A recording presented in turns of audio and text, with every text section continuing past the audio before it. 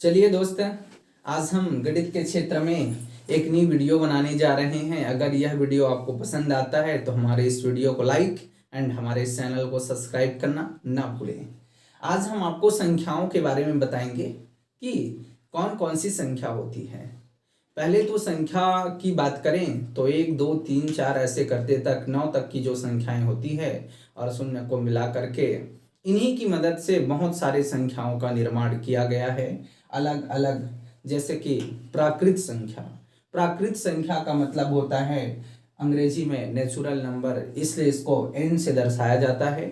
और जैसे हम काउंटिंग शुरू करते हैं, जैसे बचपन में हमने गिनती पढ़ना सीखा था 1 2 3 4 5, ऐसे ये अनंत तक चलती है। यानी नेचुरल नंबर की शुरुआत सबसे छोटी संख्या 1 से और इसका अंतिम संख्या कोई नहीं बता सकता, इसलिए ध्यान रखना नेचुरल नंबर की सबसे छोटी संख्या 1 और तथा सबसे बड़ी संख्या कोई नहीं बता सकता।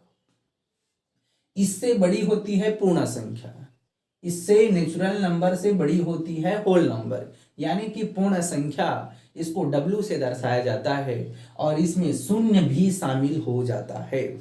अगर नेचुरल नंबर के सामने में शून्य लगा दें, 0 1 2 3 4 ऐसे कर दें और ये इन्फिनिटी तक चले, अनंत तक चले, तब इसको पूर्ण संख्या कहते हैं और यह नेचुरल नंबर से बड़ी होती है।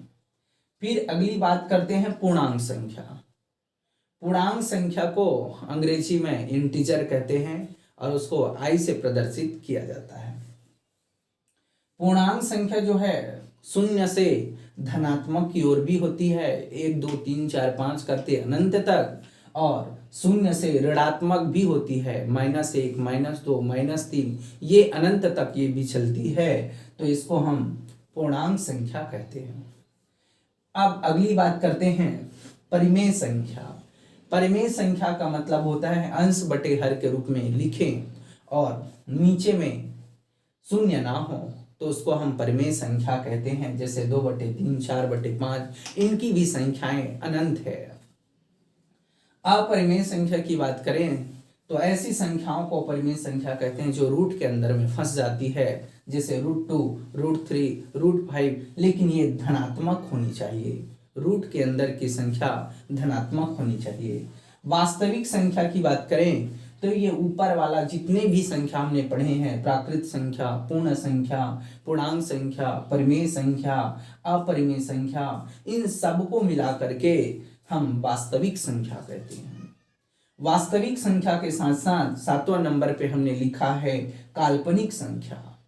काल्पनिक संख्या उन संख्याओं को कहते हैं, जैसे हमारे पास ये अपरिमेय संख्या दिख रहा है, ये रूट के अंदर में अगर ऋण का निशान आ जाए, जैसे यहाँ पे कर्णी दिख रहा है और कर्णी के अंदर में -2 है, कर्णी के अंदर में ये -3 है, -3 है, ऐसी संख्याओं को काल्पनिक संख्या कहे जाते हैं। ध्यान रखना ये हमारी कुल संख्या है, इसको हमने एक वृत्ताकार आरेख के माध्यम से समझाने का प्रयास किया है।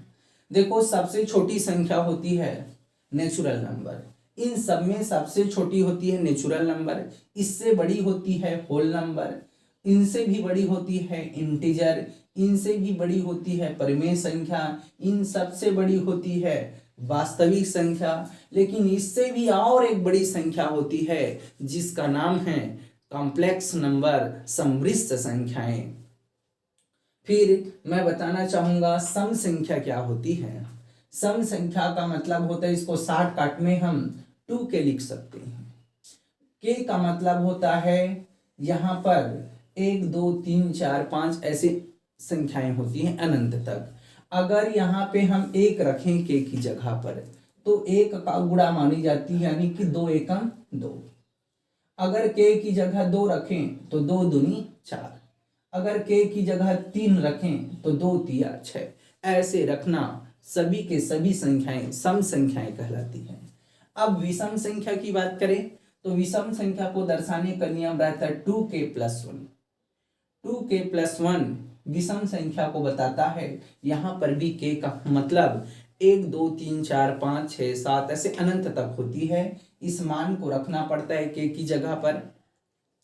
और बताना चाहूंगा इसी के साथ अभाज्य संख्या भी बताना चाहूँगा। अभाज्य संख्या उन संख्याओं को कहते हैं जो अपनी पहाड़ा में और एक के पहाड़ा में आता है, यानी जिसका केवल 2 गुणनखंड हो, उन्हें हम अभाज्य संख्या कहते हैं। जैसे 2 है, 3 है, 5 है, 7 है, ये सभी अभाज्य संख्याएं होती है। तो इसी के साथ हमारा यह वीडियो समाप्त होता है।